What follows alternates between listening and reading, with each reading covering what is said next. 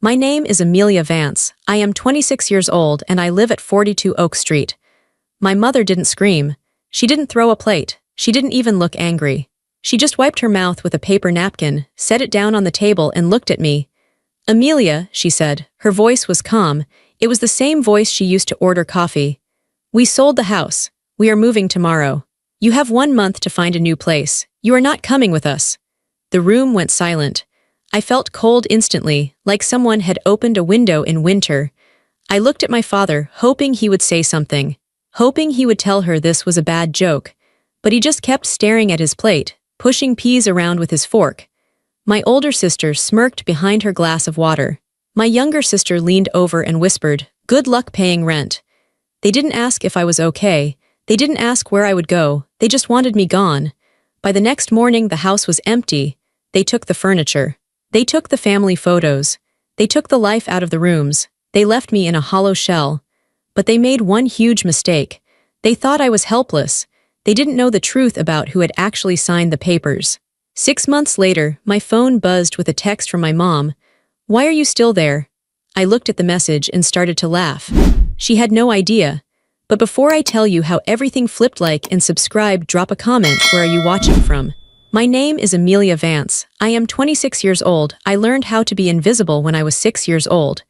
It wasn't a magic trick. It was a survival skill. I remember the day clearly. It was a Tuesday. I had come home from school with a drawing I was proud of. It was a picture of our house with a big yellow sun and 4 stick figures holding hands. I ran into the kitchen, excited to show my mother. She was on the phone. She held up a hand to stop me before I even opened my mouth. I stood there, freezing in place, waiting for her to finish. I waited for 10 minutes.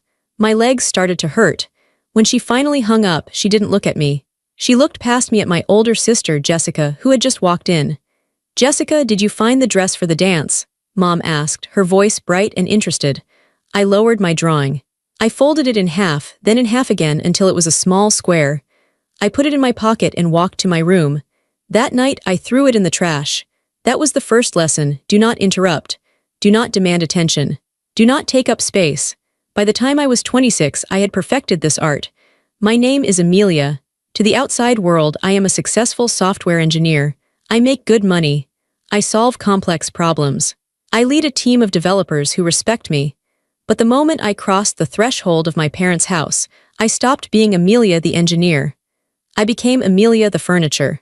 I lived at home, not because I couldn't afford to leave, but because it was expected. Or at least, that's what I told myself. The truth was harder to admit. I stayed because I was desperate for them to notice me. I thought if I stayed close enough, if I was helpful enough, eventually they would see me. They didn't. My life in that house was lived in the margins. I was the background noise to their main event. Take my 25th birthday, for example. It fell on a Saturday. I had been looking forward to it for weeks. I thought maybe we could go to a nice dinner, just the 5 of us. I didn't want a party. I just wanted a meal where I picked the restaurant. 2 days before my birthday, my younger sister, Bella, had a crisis. Her boyfriend of 3 weeks had broken up with her. She was 19 and dramatic. She cried on the living room floor for hours. My mother rushed to her side. "Oh, my poor baby," she cooed, stroking Bella's hair. "My poor, sweet girl." My father hovered nearby, looking worried. "What can we do?" he asked. "Should we get her ice cream? Should we take her shopping?" I stood in the doorway, holding my car keys. I was about to drive to work, but I paused. "Mom," I said quietly. "About Saturday," Mom snapped her head up. Her eyes were sharp. "Amelia, honestly. Can't you see your sister is in pain? How can you be so selfish right now?" I felt the familiar sting in my chest. "I just wanted to know if we were still doing dinner." "We can't go out to dinner," Mom said, turning back to Bella. "Bella is too upset to be in public. We'll order pizza. And don't expect a cake. I don't have time to bake." On my 25th birthday, we ate lukewarm pizza in the living room while watching Bella's favorite romantic comedy. No one said happy birthday. No one gave me a card. I spent the evening refilling Bella's water glass and cleaning up the pizza boxes. That was my role. I was the utility player. If the internet went down, they yelled for Amelia. If the dishwasher broke, they yelled for Amelia. If they needed money for a short-term loan that never got paid back, they came to Amelia. But when it came to the good things, the vacations, the celebrations, I was a ghost. Last summer, they planned a trip to Hawaii. I heard them talking about it at breakfast. Mom was looking at hotels on her iPad. Dad was talking about golf courses. Jessica was looking at bikinis online. That sounds fun, I said, trying to keep my voice casual. When are we going? The table went silent. Jessica smirked into her coffee cup. Oh, Amelia, Mom said, not looking up from her screen. We didn't think you'd want to come. It's very expensive, and we know you're saving your money. I have money, I said. I can pay for myself. It's already booked, Dad said quickly. He always spoke quickly when he was lying or uncomfortable. We only got 2 rooms, there's no space. Right, I said, no space. They went to Hawaii for 10 days. I stayed home and watered the plants. I took care of the dog. I brought in the mail. I watched their photos pop up on social media, smiling faces, flower necklaces, sunsets. In every caption, Mom wrote, "Family time is the best time." I wasn't in the photos. I wasn't in the captions. I wasn't in their minds. It wasn't just the big things. It was the daily erosion of my self-worth. It was the way they talked over me at dinner. If I started to tell a story about my day, Jessica would interrupt with a story about her gym class, and everyone would pivot to her. If I expressed an opinion on a movie, Bella would roll her eyes and say, "You have such boring taste, Amelia." And Mom would just nod. "Bella has a point, Amelia. You are a bit dry, boring, quiet, steady." That's how they saw me. I was the reliable old sedan parked in the driveway, while my sisters were the flashy sports cars. You don't take pictures of the sedan. You don't brag about the sedan. You just expect it to start when you turn the key. And when you're done with it, you park it and forget it exists. But they didn't know the truth. They didn't know that boring Amelia was a senior engineer at a major tech firm. They didn't know I had invested in stocks since I was 18. They didn't know I had built a side business designing apps that brought in more money than my father made in a year. I never told them. Why would I? They never asked. To them, I was just Amelia who fixed the Wi-Fi. Amelia who didn't date enough. Amelia who wore simple clothes and didn't wear enough makeup. I kept my success secret. It was the only thing that was truly mine. In a house where I had no privacy and no voice, my bank account was my rebellion. It was my secret armor. I used to dream that one day I would reveal it. I imagined a moment where I would buy them all expensive gifts and they would finally look at me with respect. They would say, "Wow, Amelia, we underestimated you. We're sorry." But as the years went on, that dream faded. I realized they didn't care about what I did. They only cared about what I could do for them, so I stayed quiet. I went to work, I came home, I ate dinner in silence, I washed the dishes. I went to my room. I was the daughter who never took up space. Until the day they decided I didn't deserve any space at all. To understand why I didn't fight back sooner, you have to understand the hierarchy of our house. It was a kingdom, and everyone had a rank. At the top sat my mother, Ellen. Mom was the queen. She wasn't a loud tyrant, she was a cold one. She ruled with silence and disappointment. Her love was a currency, and the exchange rate changed every day. If you looked good, if you agreed with her, if you made her look like a good mother in front of her friends, you earned a sliver of affection. But if you embarrassed her, if you disagreed, you were frozen out. Mom cared about appearances more than anything. She wanted the perfect house, the perfect lawn, and the perfect daughters. Jessica and Bella fit the mold. They were loud, blonde, and social. They knew how to play the game. I was dark-haired, quiet, and introverted. I was a glitch in her perfect image. Mom didn't yell at me, she just edited me. "Are you wearing that?" she would ask, looking at my sweater. "It makes you look so washed out." "Why can't you be more like Jessica?" she would sigh. "She has so many friends." She chipped away at me day after day. She made me feel like my very existence was a burden she was graciously tolerating. Next in the hierarchy was my father, Robert. Dad was the jester who had lost his laugh. He was a weak man. I say that with sadness, not hate. He worked in insurance and hated it. He came home, sat in his recliner, and watched TV until he fell asleep. He saw everything. He saw Mom ignore me. He saw my sisters mock me. Sometimes I would catch him looking at me with a sad, apologetic expression. But he never spoke up. "Robert, tell Amelia she can't wear those shoes," Mom would say. "Amelia, listen to your mother," he would mumble, not looking away from the TV. He chose peace over protection. He sacrificed me to keep Mom happy. In some ways, his betrayal hurt more. Mom was mean, but Dad was indifferent. He was supposed to be my protector, but he was just another piece of furniture, terrified of being rearranged. Then there were the princesses, Jessica and Bella. Jessica was 28. She was the oldest and the meanest. She worked as a receptionist at a salon, but if you asked her, she was a social media influencer. She spent her entire paycheck on clothes and makeup, then borrowed money from mom and dad for her car payment. Jessica hated me because I was smart. She sensed that I had something she didn't, intelligence and focus, and she tried to crush it. "Look at the nerd," she would say when I came home with books. "Going to study. Don't you have a life?" She loved to humiliate me. If we had guests, she would tell embarrassing stories about me from when I was a child. She would bring up the time I tripped on stage in 3rd grade, or the time I got rejected by a boy in high school. She fed on my shame. Bella was 22, the baby. She wasn't mean like Jessica, she was just purely selfish. She lived in a world where she was the main character and everyone else was an extra. Bella was the sensitive one. If the toast was burnt, she cried. If it rained on a day she wanted to go to the beach, she threw a tantrum. Mom and Dad catered to her every whim. "Bella is fragile," Mom would say. "We have to be gentle with her." So Bella got the new car because hers made a funny noise. Bella got the bigger bedroom because she needed space for her art. Bella got the credit card because she forgot hers. And then, at the bottom of the hierarchy, was me. Amelia, I was the servant, the fixer, the scapegoat. My role was to absorb the negativity in the house so the others didn't have to. When Jessica got a speeding ticket, it was somehow my fault for not waking her up earlier so she wouldn't have to rush. When Bella failed a college class, it was my fault for not helping her study, even though I was working 60 hours a week.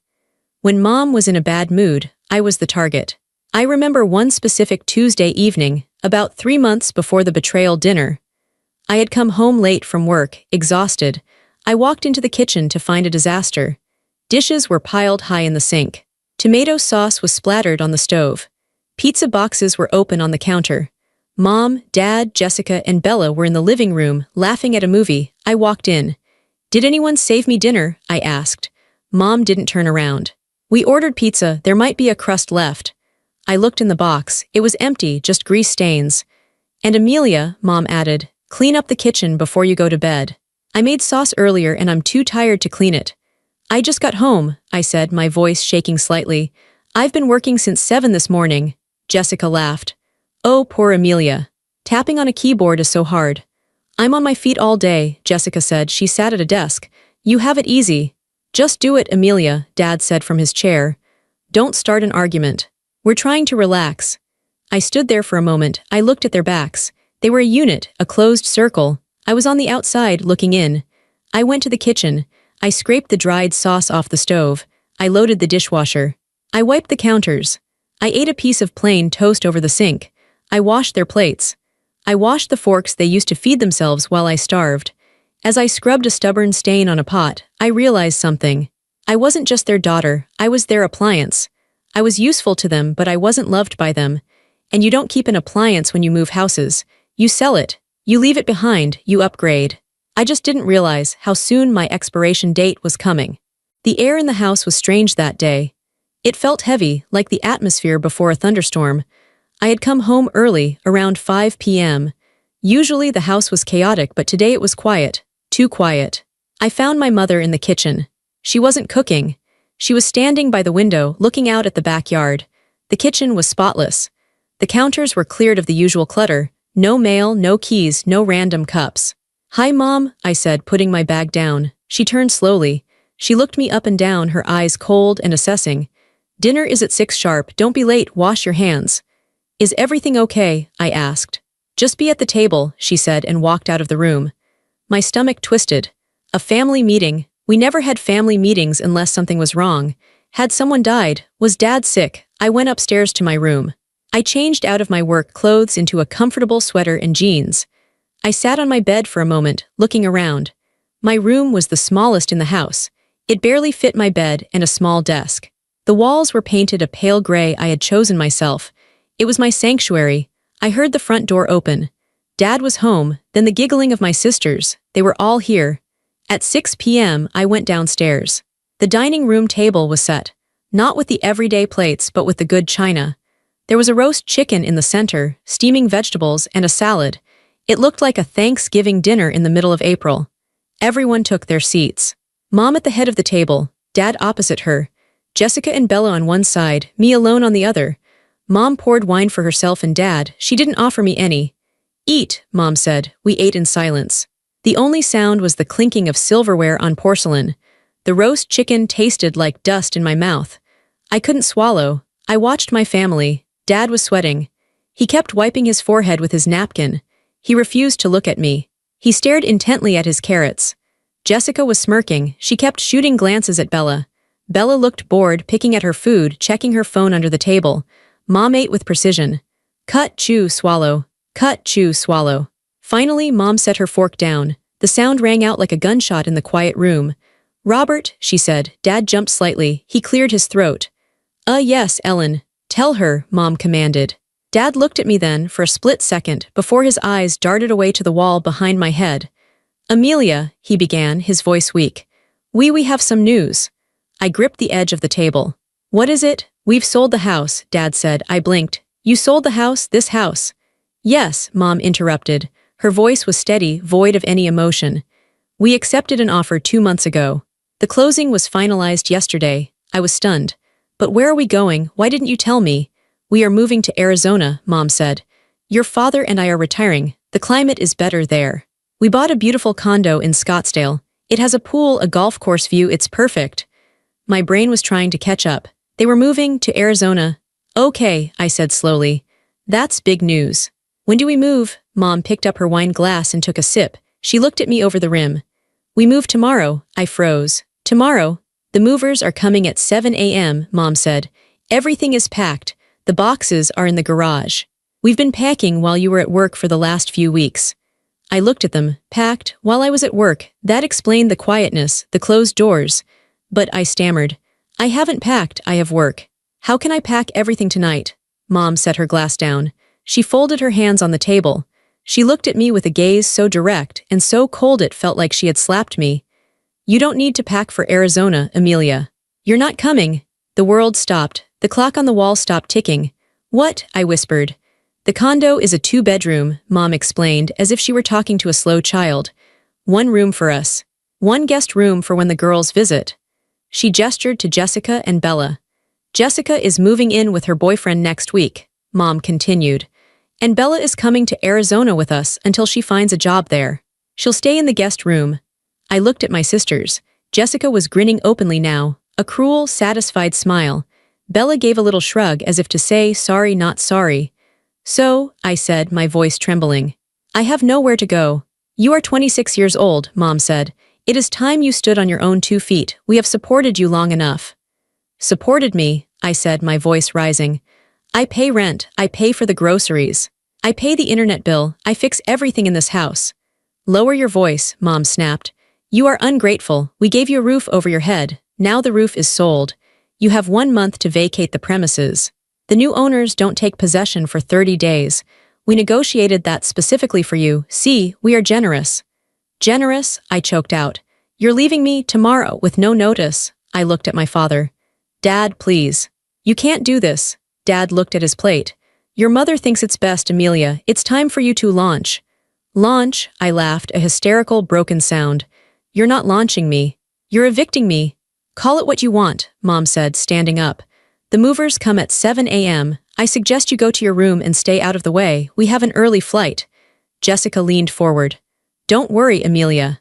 I'm sure you can find a nice cardboard box to live in. Bella giggled. Good luck affording rent in the city. It's expensive. I looked at them, my family, my blood. They sat there, well-fed, comfortable, watching my life fall apart with amusement. I stood up, my legs felt shaky. I looked at my mother one last time. You're really doing this? I asked. It's done, she said. Now clear the table. I don't want dirty dishes left for the movers. I looked at the plates. I looked at her. No, I said. The room went silent. Excuse me, Mom said. No, I said again, stronger this time. I'm not clearing the table. I'm not washing your dishes. If I'm not part of this family, I'm not your servant anymore. I turned and walked out of the room. Behind me, I heard my mother gasp. Amelia, get back here. I kept walking. I walked up the stairs. I walked into my room. I locked the door. And then I slid down to the floor and buried my face in my hands. I didn't cry. I was too shocked to cry.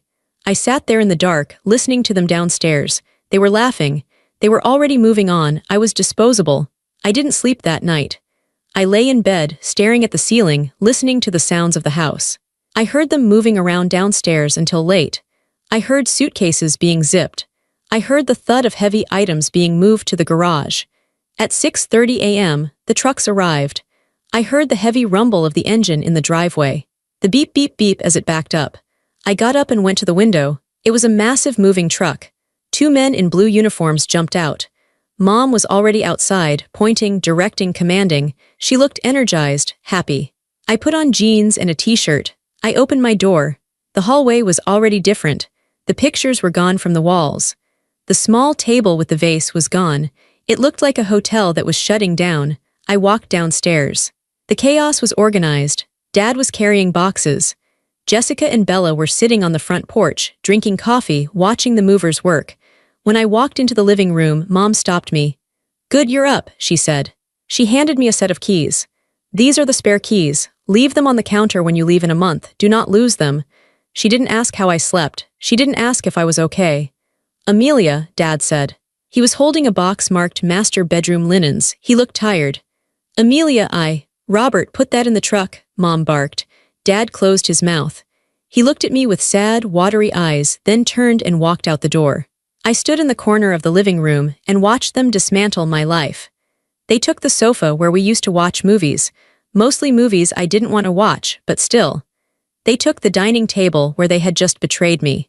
They took the TV, the rugs, the lamps. They stripped the house to its bones. By 11 a.m., the house was an echo chamber. Dust motes danced in the beams of sunlight that hit the bare floorboards. The walls had pale squares where pictures used to hang. Mom stood by the front door. She had her purse over her shoulder. Dad was already in the car, waiting. Jessica and Bella were in their own cars. Mom looked at me. She didn't hug me. She didn't touch me. "The utilities are paid until the end of the month," she said. "After that, they cut off. Make sure the trash is taken out on Tuesdays." "That's it?" I asked. "That's your goodbye. Don't be dramatic, Amelia," she said. "We'll text you when we settle in. Try not to make a mess of the place before you leave." She turned around.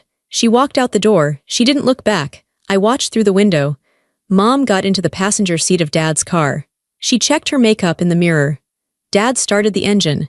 They pulled out of the driveway. Jessica followed. Bella followed. They drove away in a caravan of indifference. I stood in the center of the empty living room. The silence was deafening. It pressed against my ears. I was alone, truly, completely alone. I sank down onto the floor. I pulled my knees to my chest. This was the moment I should have broken. I should have sobbed. I should have panicked. I had 1 month to find an apartment. I had no furniture. I had just been orphaned by parents who were still alive. I closed my eyes and let the reality wash over me. They didn't forget me. They discarded me. They planned this for months. While I was fixing their Wi-Fi, they were signing papers. While I was cleaning their dishes, they were packing boxes. While I was trying to be a good daughter, they were erasing me. The pain was a physical weight in my chest. It felt like a stone. But as I sat there, breathing in the smell of dust and floor wax, the stone began to change. It stopped feeling like grief. It started to feel like something else. It felt cold. It felt hard. It felt like a foundation. They thought they had broken me. They thought I was the weak one, the furniture. I opened my eyes. I looked around the empty room. They had taken the furniture. They had taken the decorations. They had taken their noise and their demands and their cruelty, but they had left the house. And they had made a mistake, a massive, arrogant mistake. I reached into my pocket and pulled out my phone. I unlocked it and opened my banking app. I looked at the balance. Then I opened my email. I scrolled down to a folder marked Project Home. I opened the email from the real estate attorney I had hired 2 months ago. The subject line read, "Confirmation of closing." I read the text again just to feel the power of it. "Dear Miss Amelia Vance, congratulations. The deed has been recorded. You are the official owner of the property at 42 Oak Street. The sellers have agreed to the 30-day leaseback period, after which full possession reverts to you." I stood up. My legs weren't shaking anymore. They hadn't just sold the house. They had sold it to an LLC called AV Tech Holdings. They thought they were selling to some faceless investor who would tear it down or rent it out. They didn't know AV stood for Amelia Vance. They sold their home to the daughter they pushed away, and they didn't even know it. I walked to the front door and locked it. The sound of the deadbolt sliding into place was the most satisfying sound I had ever heard. I wasn't homeless. I wasn't helpless. I was the landlord. And in 6 months, when they realized what they had done, they were going to wish they had treated the furniture with a little more respect. I walked into the kitchen. It was empty, but it was mine. I walked into the living room. It was bare, but it was mine. I took a deep breath. For the first time in 26 years, the air in this house didn't smell like fear. It smelled like freedom. I didn't need to pack. I didn't need to leave. I had work to do. I had a house to renovate. And I had a life to build. 1 month, that's what they gave me. I looked at the empty spot where the dining table used to be. 1 month, I said aloud. My voice didn't tremble. Game on. You might be wondering how the furniture of the family, the daughter who was ignored, silenced, and treated like a servant, managed to buy a house right under her parents' noses. It wasn't magic. It was anger, and it was preparation. The story of how I bought the house actually began 2 months before the betrayal dinner. It began on a Tuesday afternoon, a day that felt just like any other. I was at work. As I mentioned, my family thought I was a low-level IT support worker. They thought I spent my days resetting passwords and crawling under desks to plug in cables. That's what they told their friends. Amelia works with computers, my mother would say with a dismissive wave of her hand. It pays the bills, I suppose. The truth was very different. I was a senior back-end engineer for a major fintech company. I had been promoted 3 times in 4 years. I also had equity. And because I had no social life, since my family demanded all my free time, I had a side hustle. I built specialized plugins for e-commerce sites. They were small, unglamorous pieces of code, but they were used by thousands of stores. Every month, royalty checks deposited quietly into an account my parents didn't know existed. I had money. I had savings. I had excellent credit. I just didn't have a voice. That Tuesday, I was sitting at my desk, eating a sandwich, scrolling through my phone. An alert popped up from a real estate app I had downloaded years ago, mostly to daydream about moving out. New listing in your area, 42 Oak Street. My heart stopped. 42 Oak Street, that was my address. I stared at the screen. I thought it was a glitch. I refreshed the page. The listing loaded. There was a picture of the front of our house, taken from the street. The grass was freshly cut. The flower beds were weeded. I knew they were weeded because I had done it myself that Saturday. Charming 4-bedroom colonial in a sought-after neighborhood. Motivated sellers, retiring to Arizona. Retiring to Arizona, I felt a rush of blood to my head. My hands started to shake. I clicked on the photos. There was the living room, the dining room, the kitchen, my parents' bedroom, Jessica's room with her posters on the wall, Bella's room with her fairy lights. And then, photo number 18. It was my room. But it wasn't my room. In the photo, my bed was there, but my quilt was gone. It had been replaced by a generic white comforter. My books were gone from the nightstand. The painting I had made, the one thing of mine on the wall, was taken down. They had staged my room to look like a guest room. They had erased me. I sat there in my office chair, surrounded by the hum of servers and the chatter of my colleagues, and I felt a cold rage take over my body. They were selling the house. They hadn't told me, and judging by the photos, they had planned this for weeks. They had waited until I was out of the house to let the photographer in. They had literally stripped my identity from the room to make it more appealing to a buyer. I was a ghost in my own home. I closed the browser tab. I put my phone down. I took a deep breath. For 26 years, I had reacted to them. I had cried. I had begged for attention. I had tried to be good. I had tried to be useful. This time, I wasn't going to react. I was going to act. I picked up my phone again. I didn't call my mother. I didn't call my father. I searched for real estate attorney. I found a man named Mr. Henderson. He had 5 stars and a kind face. I called his office. I need to make an offer on a house, I told the receptionist. But it needs to be anonymous. The sellers cannot know who I am. I met Mr. Henderson the next day during my lunch break. He was an older man with wire-rimmed glasses and a messy desk. He looked at me with curiosity. "Why the secrecy, Miss Vance?" he asked. "Usually, buyers want the sellers to know they are serious." "The sellers are my parents," I said. "If they know it's me, they won't sell. They think I'm broke. They think I'm helpless. They want to discard me, and I want to let them." Mr. Henderson looked at me for a long time, then he nodded. He didn't ask for details. He didn't judge. He just pulled out a legal pad. "We can form an LLC," he said. "A limited liability company. We'll call it, let's see, AV Tech Holdings. Sound boring enough? Perfect, I said. I will be the face of the transaction, he explained. I will communicate with their agent. Your name will not appear on the purchase agreement seen by the sellers. It will only appear on the back-end deed recording, which happens after the sale is closed. Can we do it fast? I asked. If you have the funds, we can do it very fast. Cash offers talk. I showed him my bank statement. Mr. Henderson's eyebrows shot up. Okay, he said. Miss Vance, you are a very capable young woman. That was the first time anyone had called me that in years. The next few weeks were a blur of double agency. By day, I went to work and managed the purchase. By night, I went home and played the part of the oblivious daughter. It was excruciating. I would come home and see my mother packing boxes. What's in the box, Mom? I asked one night. Just clearing out clutter, she lied, not looking at me. Donating old things. She was wrapping her crystal vases. You don't donate crystal vases. I watch them lie to my face every single day. Dad, why are you painting the trim? I asked on a Sunday. Just maintenance, Amelia. The house is getting old, he mumbled. They were prepping it for the inspection. My inspection. I hired an inspector who Mr. Henderson recommended. I told my parents I had to work late that day so I wouldn't be home when he came. I didn't want to accidentally laugh or cry while watching a stranger inspect the roof I was about to buy. The report came back clean. The house was solid. It just had a rotten heart. Then came the negotiation. My parents were greedy. They listed the house for $50,000 more than it was worth. Mr. Henderson called me. They're asking too much, Amelia. We should counter. No, I said. Give them full asking price. But I have conditions. What conditions?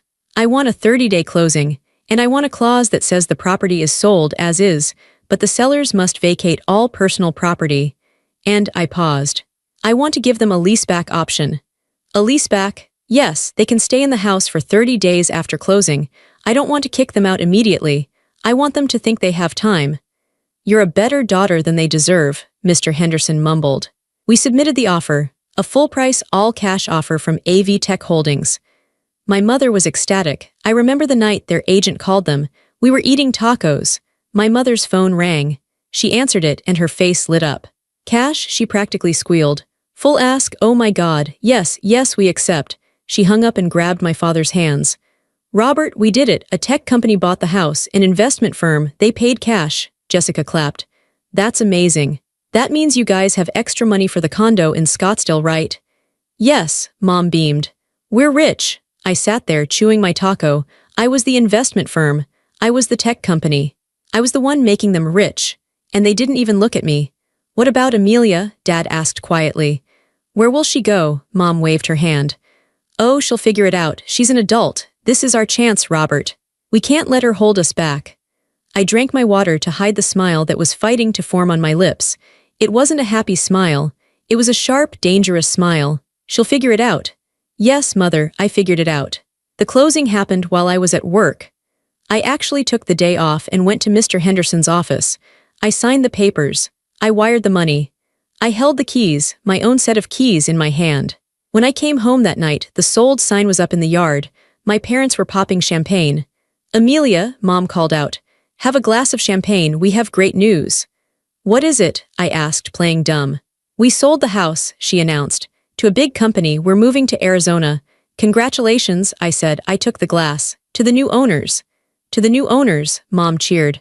I hope they tear it down. I'm done with this place. I drank the champagne. It tasted like victory. That was the secret. That was the quiet power. While they treated me like a child who couldn't tie her own shoes, I was executing the biggest financial transaction of their lives.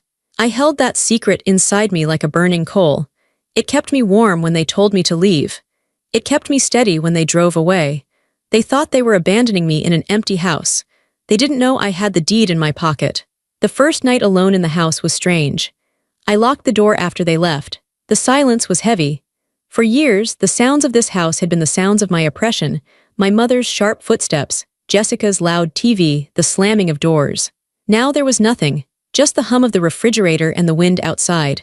I ordered a pizza, a large pepperoni pizza just for me.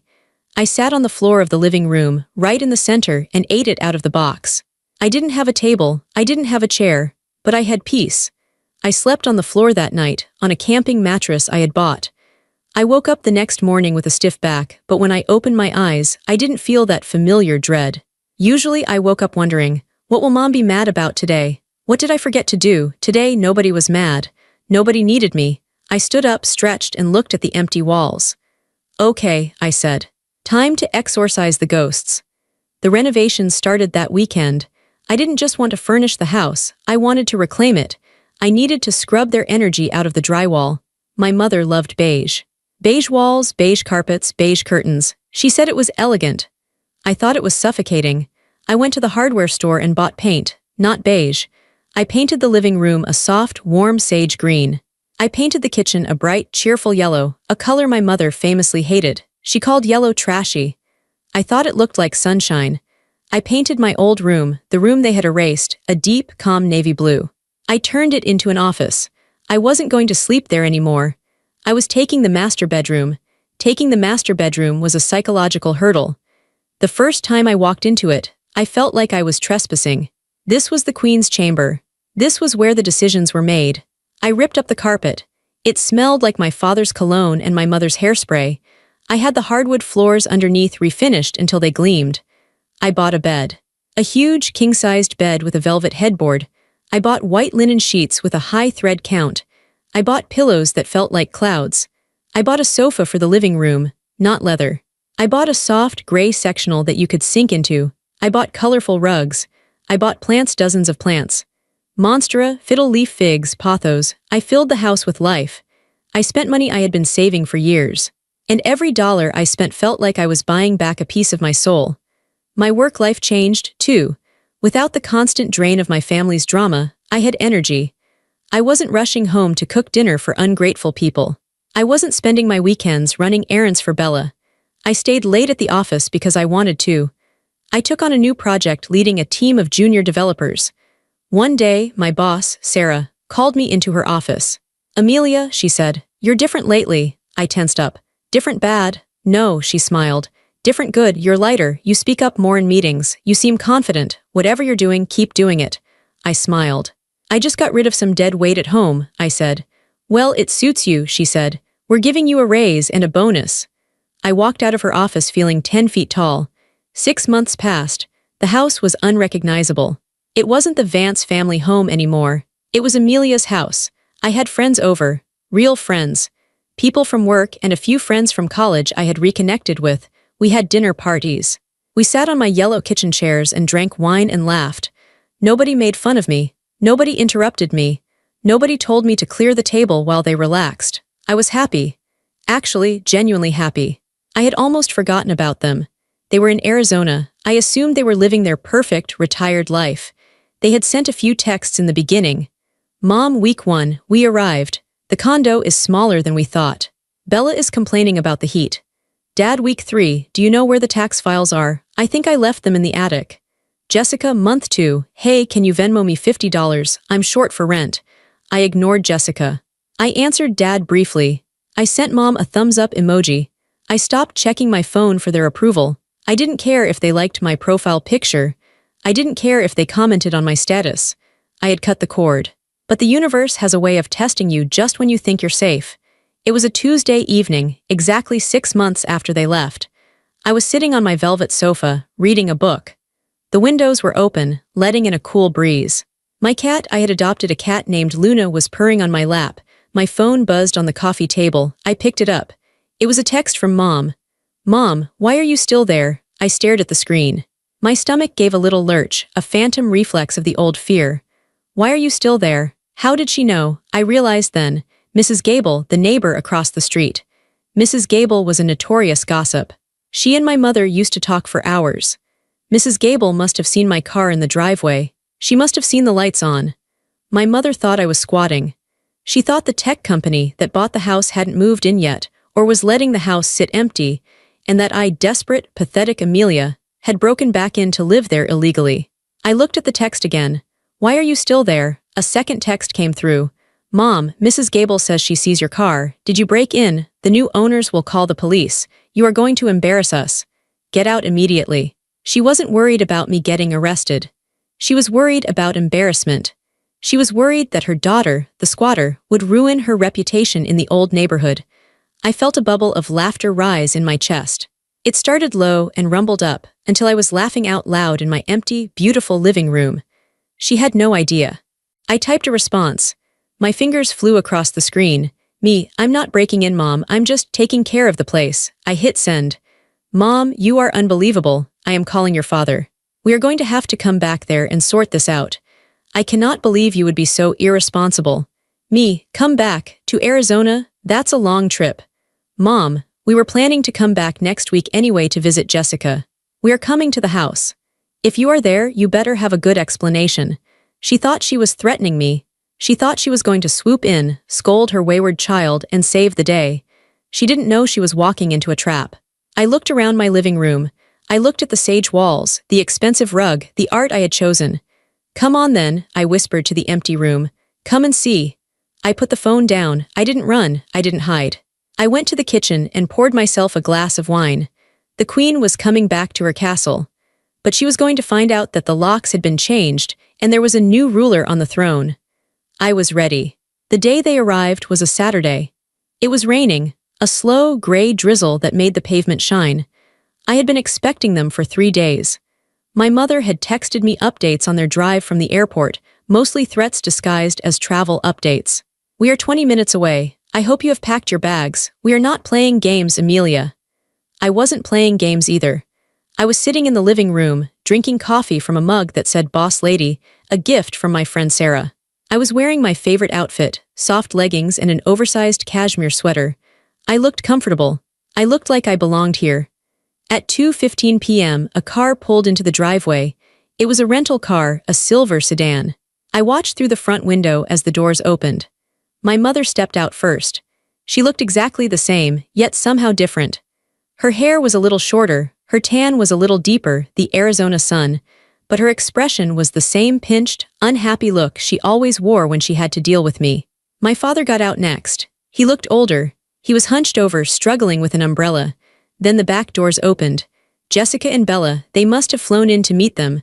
The whole squad was here. They walked up the walkway. Mom marched in front, the general leading her troops. She didn't knock. She didn't ring the doorbell. She just reached into her purse, pulled out a key, and shoved it into the lock. I sat on the sofa and listened. Scritch, scratch, jiggle.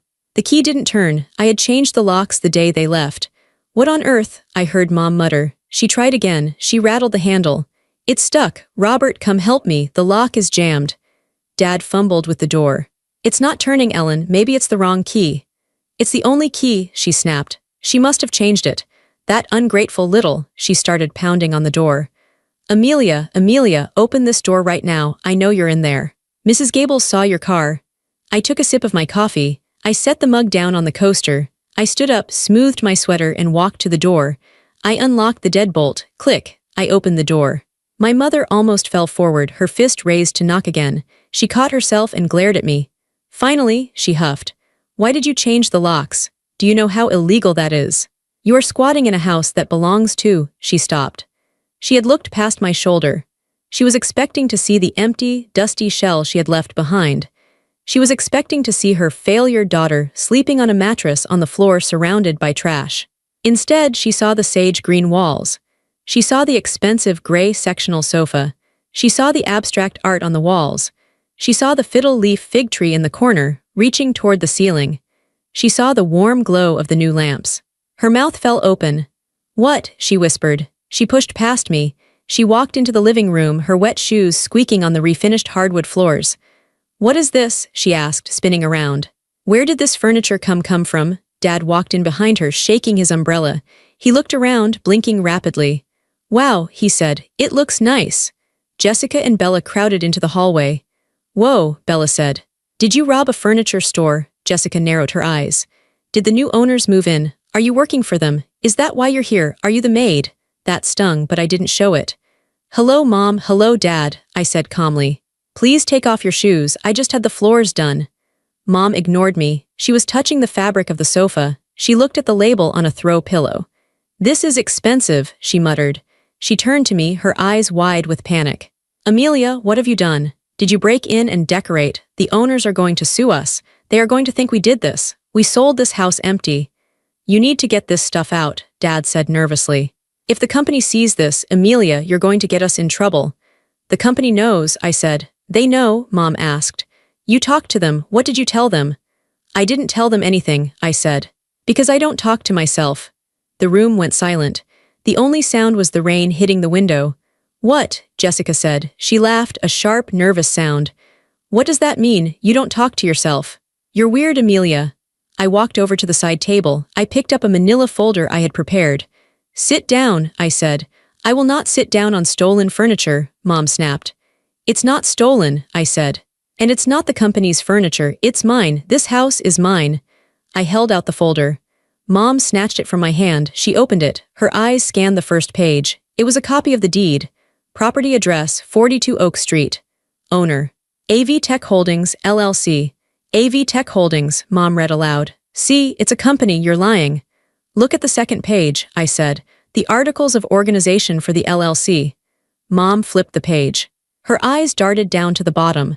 Manager and sole member, Amelia Vance. She froze, she read it again. She brought the paper closer to her face. Amelia Vance, she whispered. AV, I said. Amelia Vance. AV Tech Holdings.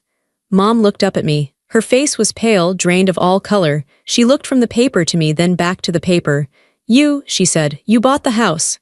Yes, I said. But Dad stammered. It was a cash offer. Hundreds of thousands of dollars. Where, how? I have a job, Dad, I said. A good job, I've had it for years, you just never asked. But you work in it, Jessica said. You fix printers. I'm a senior software engineer, I corrected her. I build the systems that banks use to process payments. I make 3 times what Dad makes. I saw the shock hit them like a physical wave.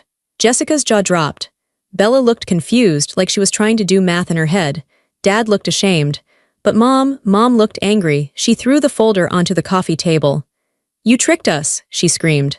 I didn't trick you, I said. I made an offer, you accepted it. You hid behind a company, she yelled. You let us think we were selling to strangers. You let us move to Arizona. You wanted to move to Arizona, I reminded her. You told me to leave. You gave me 1 month, remember? You're not coming with us. That's what you said. But if we had known you had this kind of money, Mom trailed off. Her eyes narrowed. If we had known, we wouldn't have sold it to you. Why? I asked. Because you would have wanted me to give you the money instead. Because you would have expected me to pay for your retirement and still live in the small bedroom. She didn't answer. The silence was the answer. We sold it for $50,000 over market value, Dad whispered. You paid extra. I paid what I had to, I said. To keep my home. To keep the only safe place I've ever known, and to make it actually safe. You have money, Jessica said slowly. She looked around the room with a new expression. It wasn't mocking anymore. It was greedy. You're rich. I'm comfortable, I said. And you let us struggle, Mom said. She crossed her arms. We are living in a condo the size of a shoebox. The air conditioning broke last week. We are sweating to death in Arizona, and you are sitting here in luxury. You chose Arizona, I said. You chose to sell. You chose to leave me behind. We're family, Mom shouted. You don't do this to family. That's funny, I said. I felt a cold, hard calmness settle over me, because that's exactly what you did to me. The air in the room was thick. The realization was sinking in. Their furniture daughter, the one they ignored, the one they mocked, held all the cards. Mom changed tactics instantly. The anger melted away, replaced by a look of wounded martyrdom. She sat down on the sofa she had refused to touch a moment ago. She sighed, a long, shaky sound. Amelia, she said, her voice softening into that manipulative tone I knew so well. I think we've all made mistakes here. We were stressed, the move was hard, we didn't mean to make you feel excluded. Excluded? I laughed. You kicked me out, you gave me 30 days. We were trying to help you grow, Dad chimed in, taking his cue from Mom. We wanted you to be independent. And look, it worked, you bought a house, we're proud of you. Proud? I asked. You're not proud, you're shocked, and you're embarrassed. Don't be like that, Jessica said. She walked over and sat on the arm of the sofa. So since you have all this space, maybe I could stay here for a bit. Arizona is boring, I miss my friends here. Yeah, Bella added, looking at the big TV mounted on the wall. This place is actually cool now. Can I have my old room back? But can we paint it pink? I looked at them. They were like water, they flowed into whatever container was available. They saw a resource and they immediately tried to consume it. No, I said. What? Jessica said. No, I repeated. You can't stay here, none of you can. Amelia, be reasonable, Mom said. We are your parents, we are visiting, you have 4 bedrooms, you can't turn us away. I can, I said. And I am. I stood in the center of the room, I felt tall. For 26 years, I said, my voice steady, I lived in this house. And for 26 years you made me feel like a guest. No, not a guest. A burden? That's not true, Dad protested weakly. It is true, I said. You forgot my birthdays, you went on vacations without me, you made me clean up after everyone, you spoke over me, you looked through me. I looked at Mom. You told me I was boring, I said. You told me I took up too much space. Well, look around, Mom, I own the space now. We loved you, Mom cried, tears springing to her eyes. They were fake tears. I had seen them 1,000 times. We fed you, we clothed you. You did the bare minimum required by law, I said. But you never saw me, you never asked who I was, you never asked what I wanted. You just wanted me to be quiet and useful. We're here now, Jessica said petulantly. We're seeing you now. No, I said. You're seeing my money, you're seeing my house. You're seeing what you can get from me. I walked to the front door and opened it wide. The rain was still falling. I want you to leave, I said. You can't be serious, Mom said. She didn't move. We have nowhere to go. We haven't booked a hotel. We thought we were staying here. You thought you were staying in an empty house with a squatter? I asked. Or did you think you were going to kick the squatter out and stay for free? Either way, the plan failed. Amelia, please, Dad said. He looked genuinely old then. We're tired. I was tired too, Dad, I said. I was tired for years. I was tired when I cooked your dinners. I was tired when I paid your bills.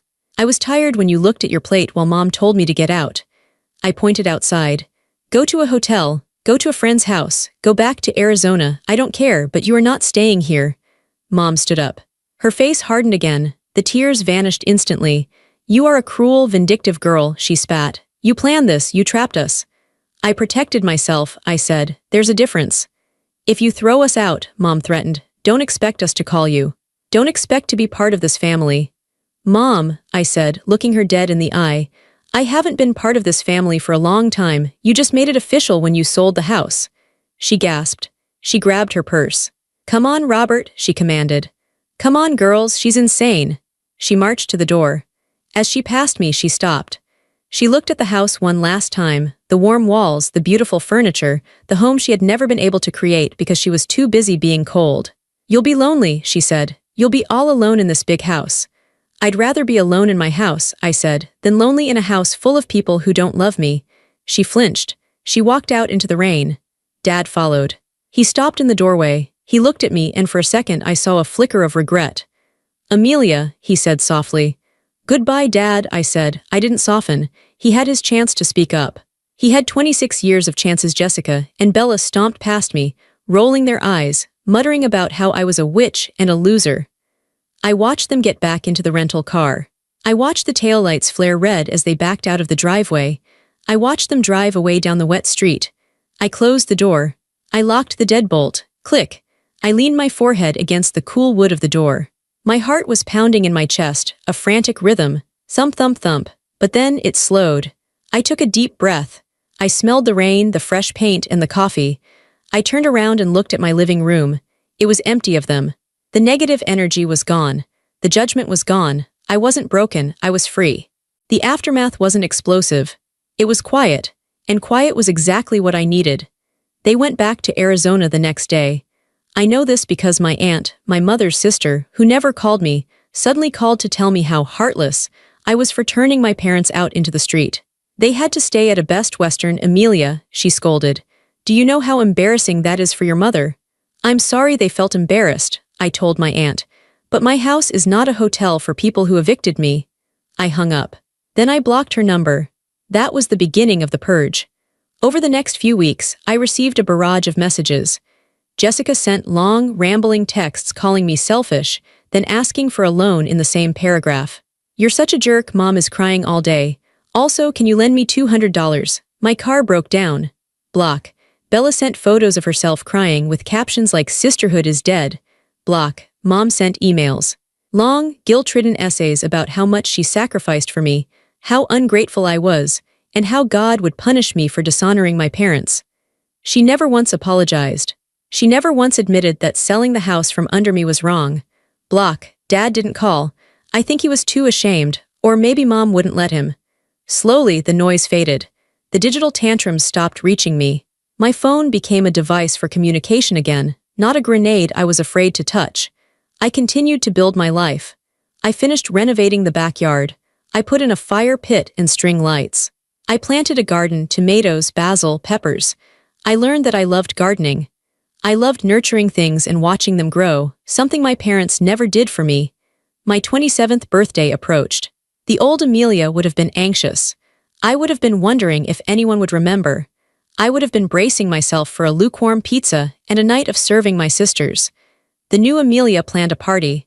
I invited my team from work. I invited my friends from yoga class. I invited Mr. Henderson, my lawyer, who had become a sort of mentor to me. On the night of my birthday, my house was full of light and laughter. Music was playing, music I liked, not the soft jazz my mother insisted on. We ordered sushi, trays and trays of it. We drank champagne. Mr. Henderson raised a glass. To Amelia, he said, the smartest real estate mogul I know. Everyone laughed and cheered. To Amelia, Sarah shouted, the best boss ever. I looked around the room. These people didn't care about my rank in a family hierarchy. They liked me because I was kind. They respected me because I was smart. They were here because they wanted to be here. I felt a warmth spread through my chest that had nothing to do with the champagne. It was the feeling of belonging. I had built this. I had built this home, this career, this circle of friends. Later that night, after everyone had left, I sat by the fire pit in the backyard. The fire crackled, sending little orange sparks up into the night sky. I thought about my family in Arizona. I imagined them in their cramped condo, bitter and angry, telling anyone who would listen about their ungrateful daughter. They were probably miserable. I didn't feel happy about their misery. Revenge is a heavy thing to carry, and I didn't want to carry it. I just felt detached. They were people I used to know. They were a lesson I had to learn. I pulled out my phone. I had one final thing to do. I went to my contacts. I scrolled down to Mom, Dad, Jessica, Bella. I didn't send a nasty text. I didn't send a picture of my party. I just pressed delete. One by one, I removed them from my phone. I removed them from my life. Self-respect isn't about revenge. It's not about making them pay. It's about removing their ability to make you pay. I put my phone down and looked up at the stars. They looked brighter from my backyard than they ever had before. My name is Amelia. I am 27 years old. I am a homeowner. I am an engineer. And for the first time in my life, I am exactly where I am supposed to be. Tell me where you're listening from, and if you've ever been pushed out only to rise higher. Have you ever had to build your own family because the one you were born into didn't know how to love you? Share your story in the comments. You are not alone.